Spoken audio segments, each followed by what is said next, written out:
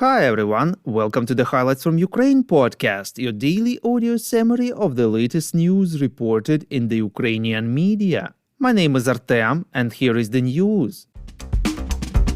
President of Ukraine Volodymyr Zelensky informed in his evening video address that yesterday Russia conducted a missile strike against the city of Dnipro, hitting a local hospital and veterinary clinic. At least 2 people have been killed in this strike. More than 30 people have been injured, including 2 children. Debris clearance has not yet been completed. The president expressed his condolences to the families and friends of the victims. He promised to do everything possible and impossible to speed up the supply of more air defense systems of a higher quality to Ukraine. Ukraine Defense Intelligence expects Russian forces to conduct a large-scale provocation to simulate an accident at the Zaporizhzhia Nuclear Power Plant, reports Ukrainska Pravda. According to Defense Intelligence, it will be carried out directly on the territory of the plant that is occupied by Russia. After that, the invaders will announce an emergency leak of radioactive substances and blame Ukraine for the incident. The purpose of this action is to provoke the international community into conducting a detailed investigation during which all hostilities will be suspended. In this way, the invaders hope to gain a much-desired pause which they will use to regroup their ranks and stop the Ukrainian counter-offensive. We would really appreciate if you could recommend us to your friends and family as well as share information on social media. This way more people would learn about the podcast and truth about Russia's invasion of Ukraine.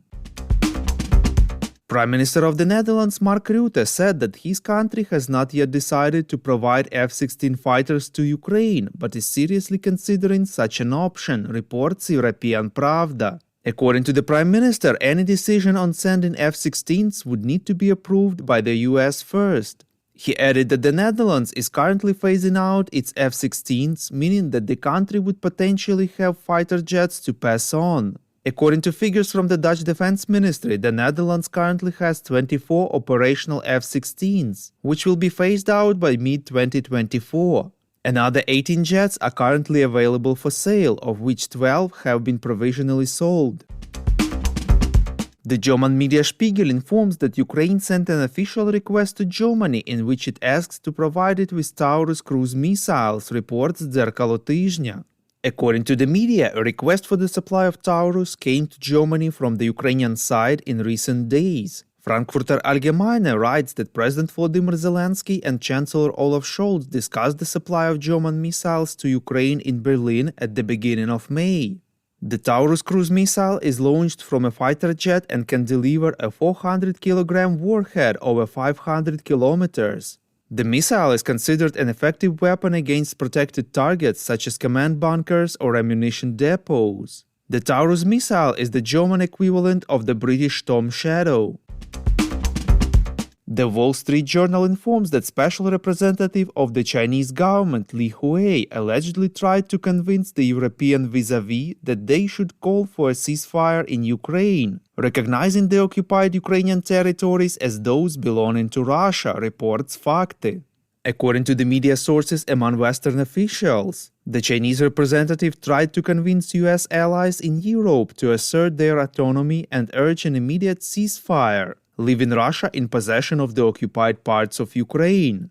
Mikhailo Podolyak, the advisor to the head of the Office of the President of Ukraine, has responded by saying that any compromise scenario envisaging the liberation of not all territories of Ukraine equals to admitting the defeat of democracy, the victory of Russia, the preservation of Putin's regime, and as a consequence, the sharp increase in conflicts in global politics, reports Deutsche Welle.